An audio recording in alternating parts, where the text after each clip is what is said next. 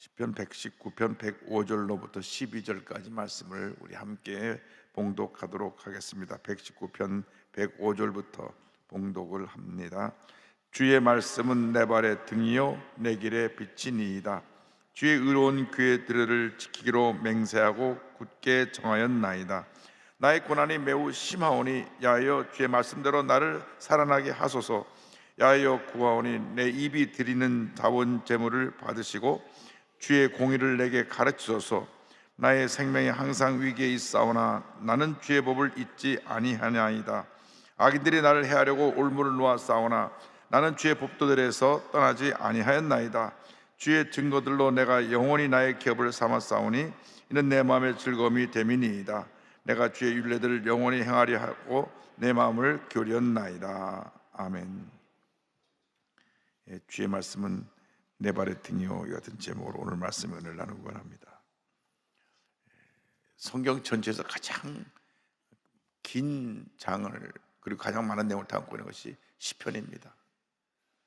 시편에서 가장 긴 절을 담고 있는 절, 성경 전체에서 가장 긴 절수를 갖고 있는 것이 119편입니다. 119편이 무려 176절로 되어 있습니다. 이 긴 성경 긴 말씀 매 절마다 강조하는 것이 하나님의 말씀입니다.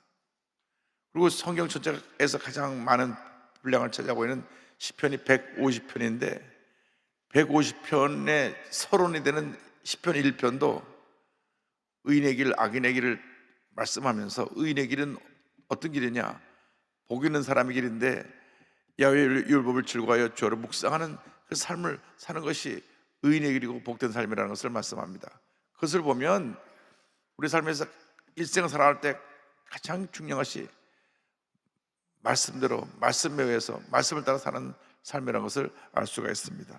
이 삶의 지침이 되는 하나님의 말씀에 대해서 성경은 계속해서 특별히 119편에는 전체가 176절이 이 말씀의 중요성을 강조합니다. 이 말씀은 삶의 나침반입니다. 요즘은 자동차에 다 내비게이션이 있어서 핸드폰에도 내비게이션이 있어서 주소를 설정해 놓고 가면 내가 길을 몰라도 그 길까지 갑니다. 옛날에는 길을 몰랐기 때문에 지도를 놓고 지도를 펼쳐가면서 길을 찾아갔던 기억이 나는데 지금은 과학문명이 발달해서 아무도 처음 간 곳 아무데도 모르는 곳에 가도 딱 핸드폰에다 내가 가고자 하는 주소를 치면 가는 길을 안내합니다. 무작정 우리가 그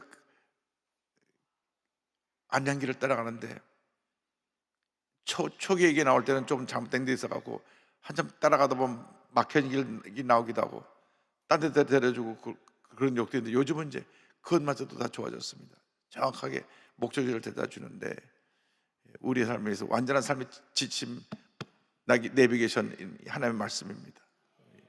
이 말씀이 우리의 일생을 인도합니다.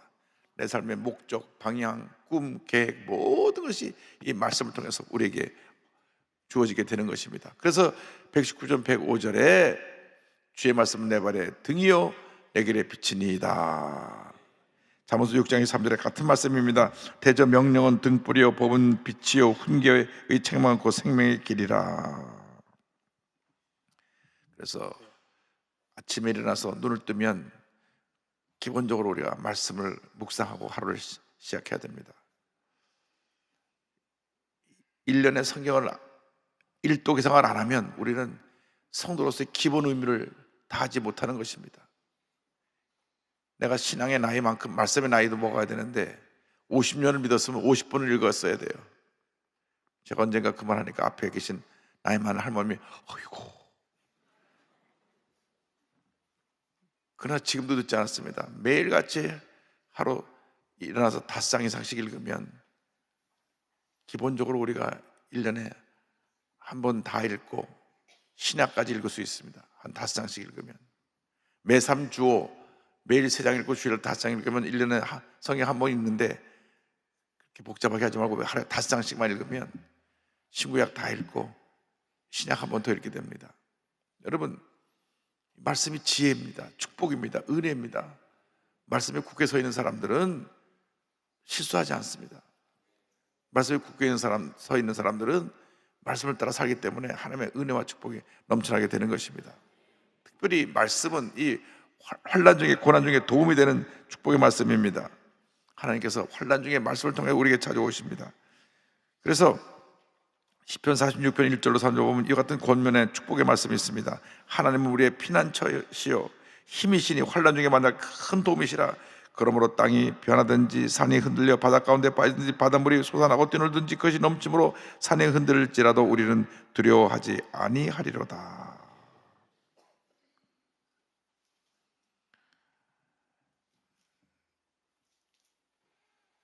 제가 어저께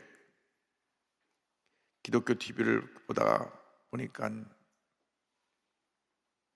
참 마음 아픈 이야기를 제가 TV를 통해서 보았습니다. 상담 치료. 그러니까 이제 요즘 코로나를 지나면서 많은 사람이 트라우마에 빠져서 마음에 우울증이 다가오고 마음에 스트레스가 다가오고 그래서 마음에 병난 사람들이 많아서 그 사람 상담해 주는 것이 이 상담 치료 전문가들의 일이기도 하고 또 최종이 하는 사역인들 상담하는 사역이니까. 그런데 어저께 그 상담 치료 교수가 하는 말이, 그러면 목사님이 마음에 스트레스가 나고 우울증이 나올 때는 어디다 상담을 해야 되느냐?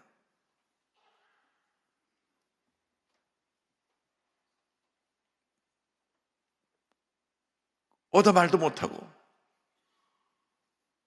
마음에는 우울증 때문에 목사님들 사모님이 특별히 더 우울증이 더 심하다고 그럽니다. 목사님 나가서 그래도 설교라도 하고 성도들이 목사님 해서 목사님이 힘을 얻고 그러는데 사모님은 늘 보이지 않는 곳에 있어서 스트레스 받아 다 짊어지고 있으니까 사모님 중에 우울증 환자들이 많고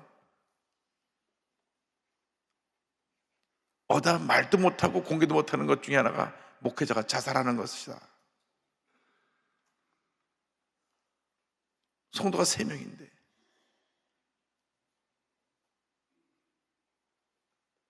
성도가 3명이에요. 나이가 다 80岁다 된 분을 목회해요. 한 분은 또 청각장애가 있어 듣지 못해, 제대로 못 들어요. 그러니까 80 넘으신 두 분 앉혀놓고 목회를 하니까 목사님이 어떻게 삽니까? 그 스트레스를 어떻게 견딥니까?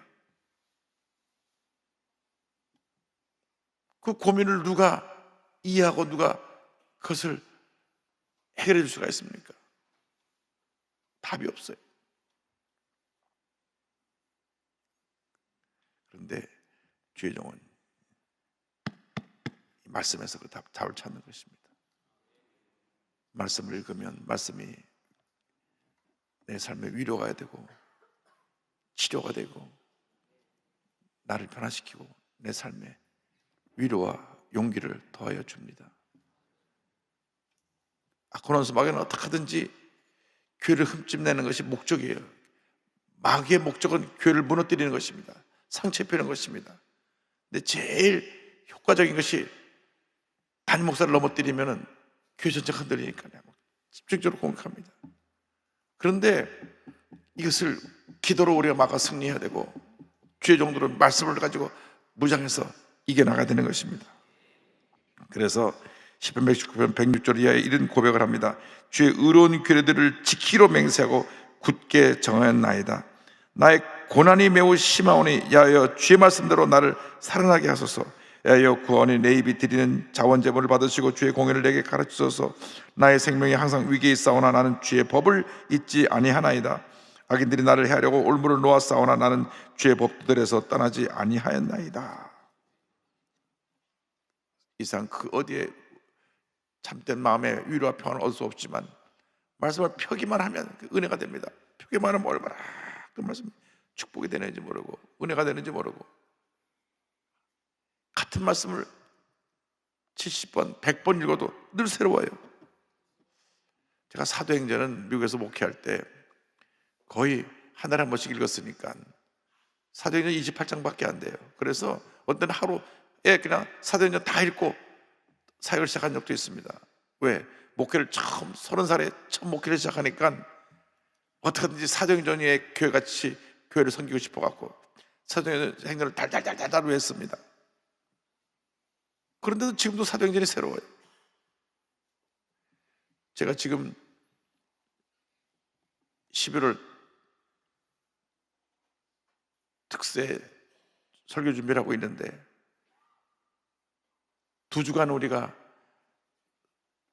수능시험 보는 우리 자녀들을 위해서 또 추수감사 특세로 2주간 특세를 갖게 되는데, 제가 한 주일 동안 특세를 무슨 주제를 할까 기도하는 가운데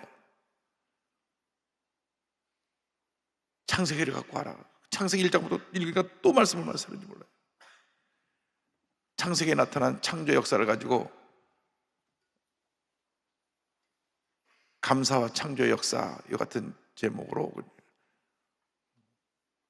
월요일 날 빛을 만드신 하나님, 화요일 날 궁창을 만드신 하나님, 이렇게 해서 지금 추수감사절 설교를 준비하고 있습니다. 추수감사 주일날 어떤 설교를 해야 되느냐? 넘치는 감사에 대한 설교를 해야 되는데 지금부터 감사에 대한 모든 내용을 찾고 있어요. 그러다 보니까 성경 전체가 감사로 뒤덮여 있어요. 가장 힘들고 어렵고 고통스러운 그런 상황에 처해서도 시편 기자의 결론은 내가 주님께 감사하나이다. 왜? 나 같은 죄인이, 나 같은 보잘것없고 부끄럽고 추한 존재를 주님이 사랑해 주셔서 이렇게 귀하게 오늘 여기까지 있게 하신 그 은혜 너무 감사해서 참 감사하고요. 욥이 이 모든 일에 원망하지 아니하니라. 얼마나 은혜가 되는지 모릅니다. 우리는 조금만 불이익을 당하면 원망합니다. 불평합니다. 나한테 어떻게 이럴 수 있냐 그럽니다. 내가 조금 뭐로 인해서 손해를 보거나 무시당하거나 내가 마음의 상처를 받은 거냐 하루아침에 무너져요. 우리 믿음이 좋다고 하는데 그거 보면 믿음이 좋은 것도 아닌 것 같아요. 말 한마디 듣고 무너지니까.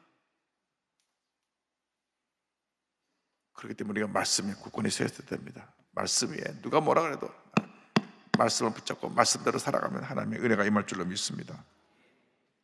셋째로 이 말씀 나의 영원한 기업이 됩니다. 나의 기업, 내 삶의 축복이 뭐냐?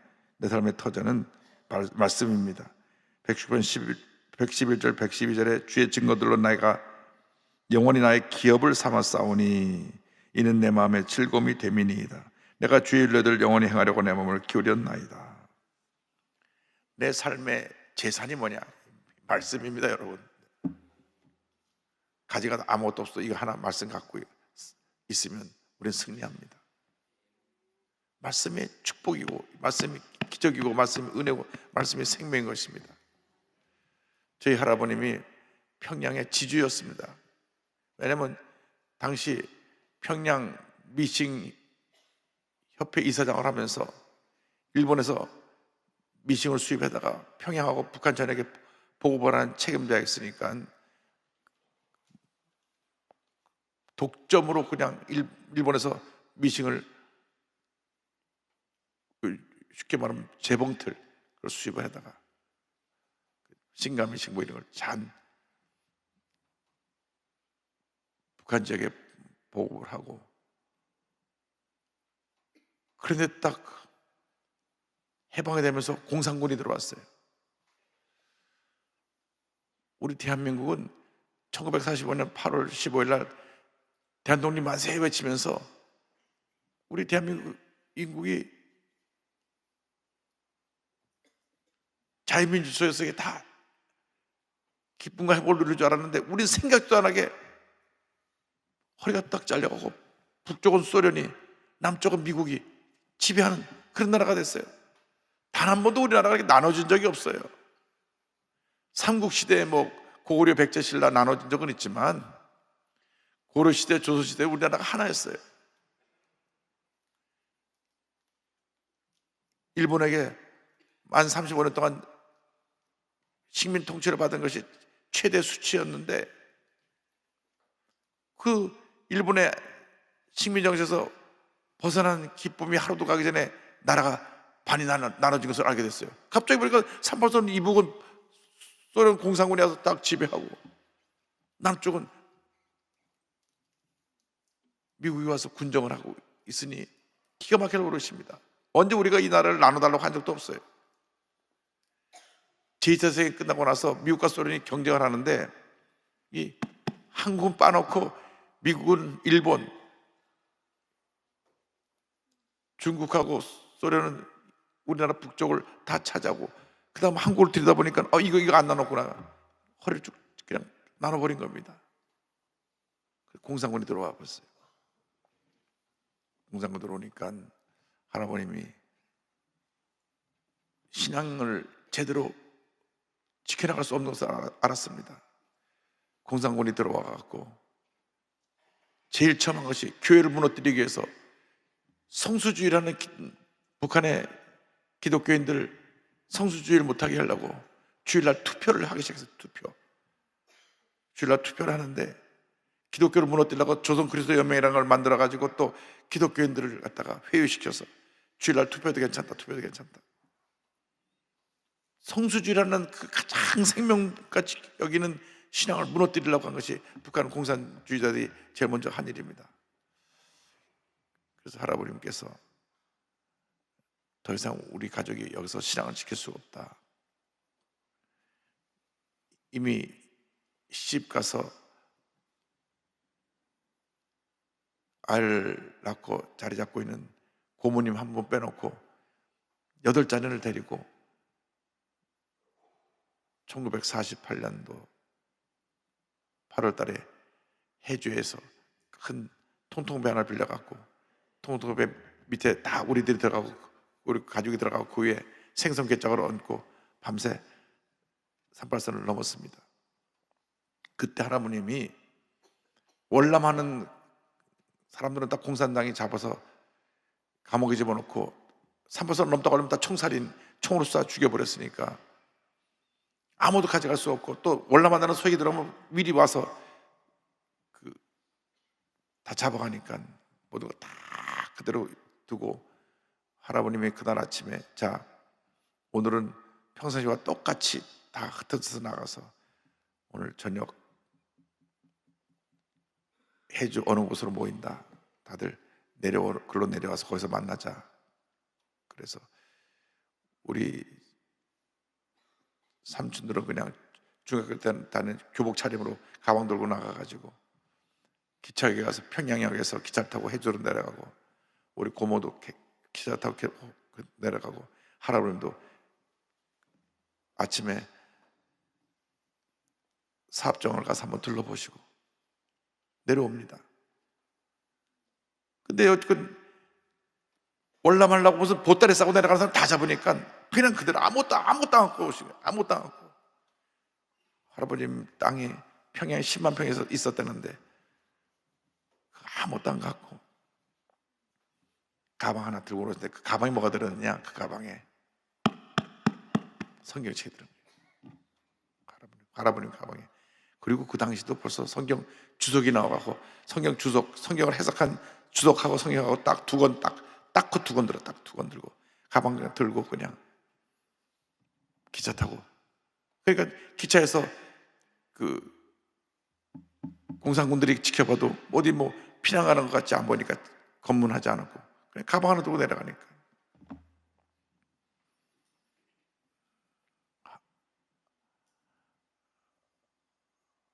할아버님이 9대 때는 독자기 때문에, 또 전주시의 종조당의 사남의 선성군의 17대 손인가 뭐 그래갖고, 족보도 필요 없다. 집문서 다 필요 없다. 그때 뒤져서 집문서 나면 또 이게 또 도망가는 걸 안다고, 올라가는 걸 알기 때문에 다 넣었다고, 붙잡혀도 뭐 전혀 문제가 없다고 성경책 갖고 하나 내려오셨어요. 성경책 하나 홀홀 단신으로, 가족들도 다 아무것도 갖고 오지 않고 그냥 빈손으로 내려왔어요. 남한은 내려오니까 아는 사람이 있습니까? 갈 데가 있습니까? 모든 삶의 터전이 북한인데